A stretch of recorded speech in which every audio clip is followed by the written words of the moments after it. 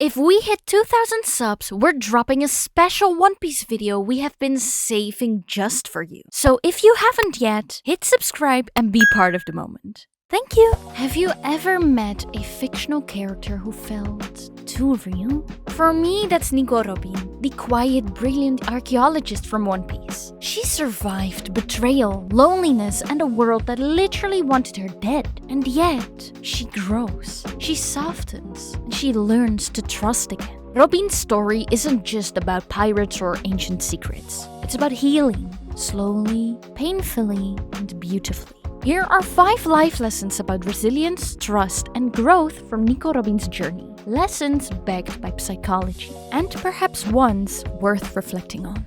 You are allowed to want to live. There's a moment in One Piece that lives rent-free in the hearts of every fan in the world. Robin's scream in Enies Lobby, "I want to live," is raw, desperate, and entirely human. But more than that, it's a psychological turning point as well. For Robin, and maybe even for us. Robin's entire childhood taught her that her existence was dangerous. At the age of 8, she was labeled a threat by the world government. Her mother was taken. Her island was destroyed. Every adult who should have protected her either abandoned her or exploited her. So she learned to survive, but never to live. This is something Dutch psychologist Bessel van der Kolk explores in The Body Keeps the Score. He explains that trauma doesn't just harm us emotionally, it can actually reshape how we perceive the world and ourselves. Survivors often feel like burdens, like mistakes, like they're not even supposed to be here. Van der Kolk says, the most important step in healing is reclaiming your right to exist. Robin's scream isn't just for her life, it's for her right to matter. And in that moment, she isn't just asking to survive, she's choosing self-worth. This lesson is important because many people who experience depression, neglect, or abuse, for example, internalize the belief that their pain makes them undeserving of joy. That suffering is the price they have to pay to just exist. But as Robin shows us, healing starts when you take your first breath for yourself.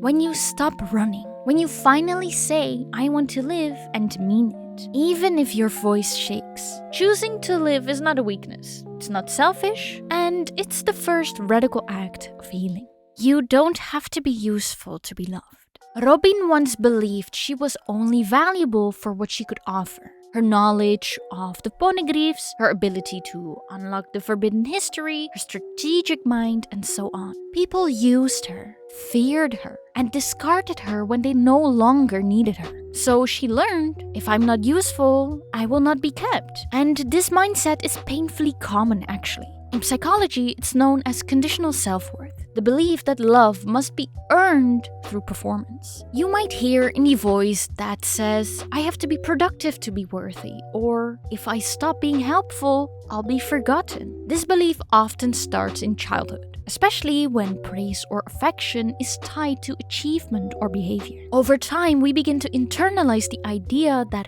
who we are isn't enough. Only what we do matters. Humanistic psychologist Carl Rogers challenged this thinking with a revolutionary idea: unconditional positive regard. He argued that people flourish not when they are pressured to perform, but when they feel accepted exactly as they are. The curious paradox is that when I accept myself just as I am, then I can change. When Robin joins the Straw Hats, she slowly learns that she doesn't have to earn their love. They don't keep score. They don't only call on her when she's useful. They care about her as a person, her joy, her quiet, her past, and her growth. This is what real love looks like.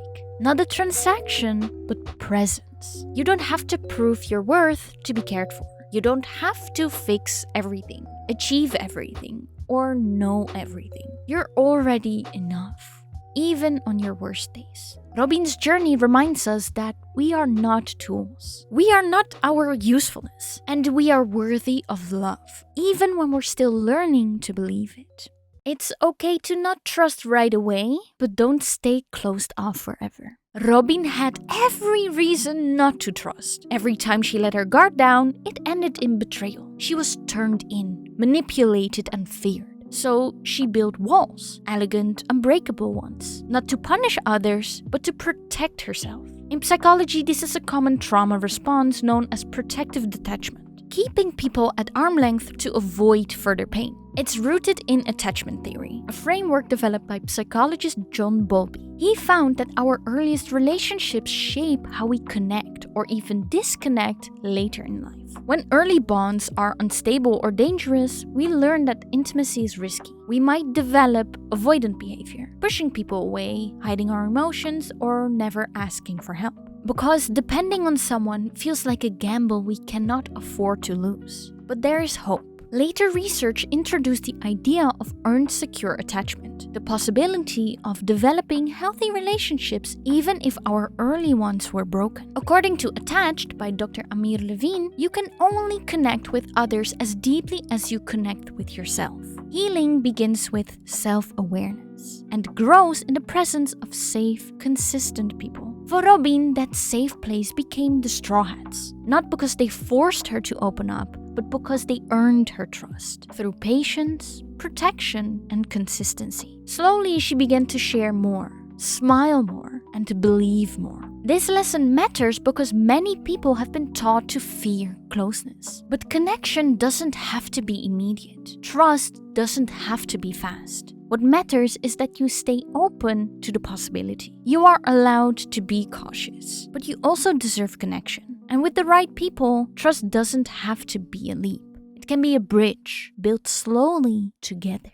Found family is real, and sometimes stronger than blood. Robin's birth family gave her very little. Her mother left to protect a greater mission. Her homeland was destroyed. She was orphaned by the world and taught to survive in isolation. But then something extraordinary happened. She found a crew who didn't just accept her, but they chose her. In psychology, this is known as found family or chosen family. Emotional bonds that become just as or even more meaningful than those formed through by blood. For many trauma survivors, found family offers the first experience of safe, unconditional belonging. Research published in the Family Process Journal shows that chosen family can serve as a protective buffers against mental health issues like anxiety, depression, and low self-worth, especially for people who experienced family rejection, for example, such as people part of the LGBTQ+ community or abuse survivors. Robin's found family, the Straw Hats, did what her biological family couldn't. They held her when she was scared. They protected her when she felt small, and they gave her a place to rest. And that's the difference. Biological family are given, but found family are built through shared experiences, mutual care, and emotional safety. As Brené Brown puts it, connection is why we are here. It's what gives purpose and meaning to our lives. Robin's story reminds me that we don't have to stay loyal to people who harm us just because we share DNA. You're allowed to walk away from the family that broke you, and you're allowed to build something better with people who choose you, see you, and love you for exactly as you are. And last but not least, your past doesn't make you unlovable. One of the most painful things about Robin's story is how deeply she internalized shame. She believed her past made her a monster, that no matter where she went or who she became, the world would always see her as a threat. Psychologist John Bradshaw calls this toxic shame, not just the belief that I've done something bad, but the deep haunting feeling that I am bad.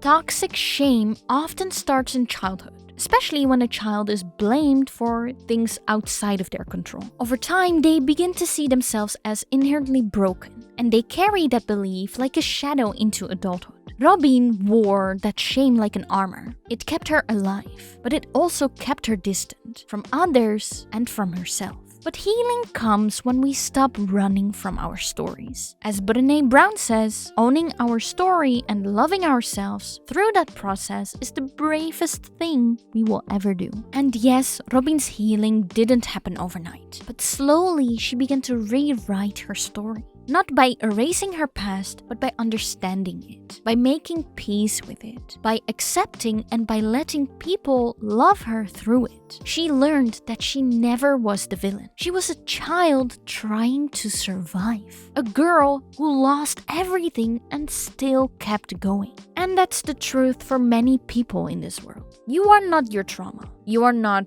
your worst decision. You are not the lies that shame has whispered to you. You're allowed to grow beyond what happened to you. You're allowed to be more than your survival. And most of all, you're still lovable. Nico Robin teaches that strength isn't always loud. Sometimes it looks like quiet endurance, gentle learning, a whisper of hope after years of silence. She shows that even if the world tells you you're too much, or too dangerous, or too strange, you can still find people who will say, "Come with us, you belong here." If Robin's story speaks to you like it did to me, I hope you will share this with someone who needs to hear it too. And let me know in the comments which lesson hits you the hardest. Thank you all so much for watching, and I see you all in my next video.